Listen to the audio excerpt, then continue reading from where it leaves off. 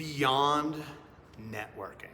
Oh, friends, we live in a world full of networking, don't we? Like business associations and going, okay, who do I need to meet and who do I need to get to know me so that I can expand my field of business or my actual business if I'm an entrepreneur, right? I'm not saying anything bad about any of that. That's all really wonderful, actually, in our world. But church, faith, religion is supposed to go beyond that. If we are going to be the kind of church and the kind of people of faith that the world needs, you and I must go beyond networking.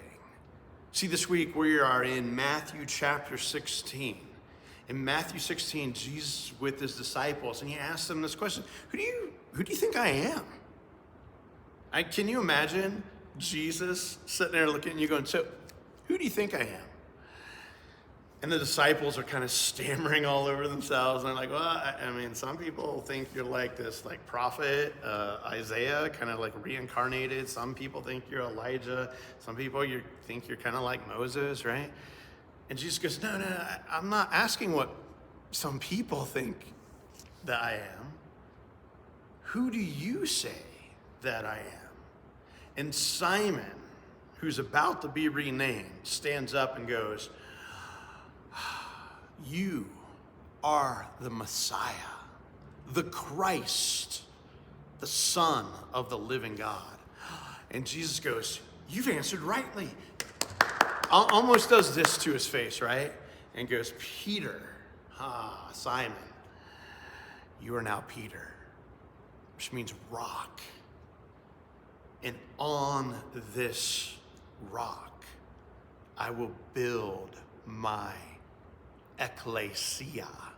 It's this beautiful Greek word that means church.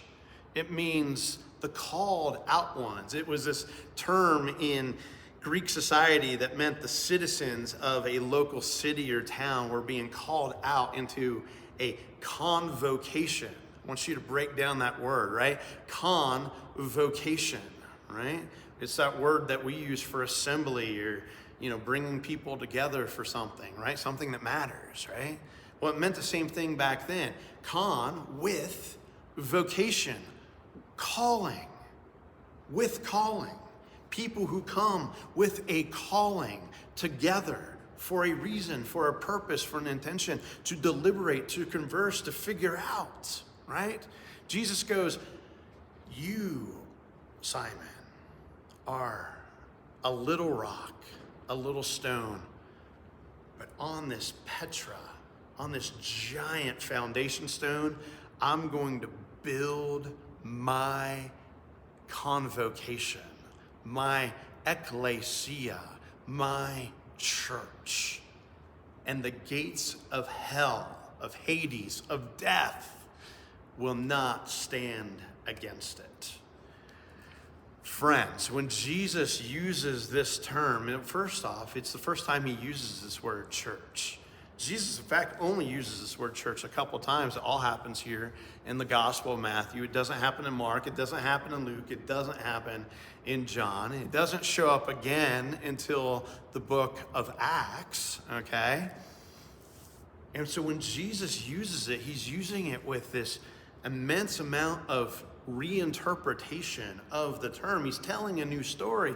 He's helping these disciples figure out who he is, but also who they are together, which is always the point of our faith. Figuring out who God is, and then once we do, how does that change our relationship with one another so that we go beyond networking, that we come with calling, that we come out into the world with purpose, with vision, with intention of going, I know who God is.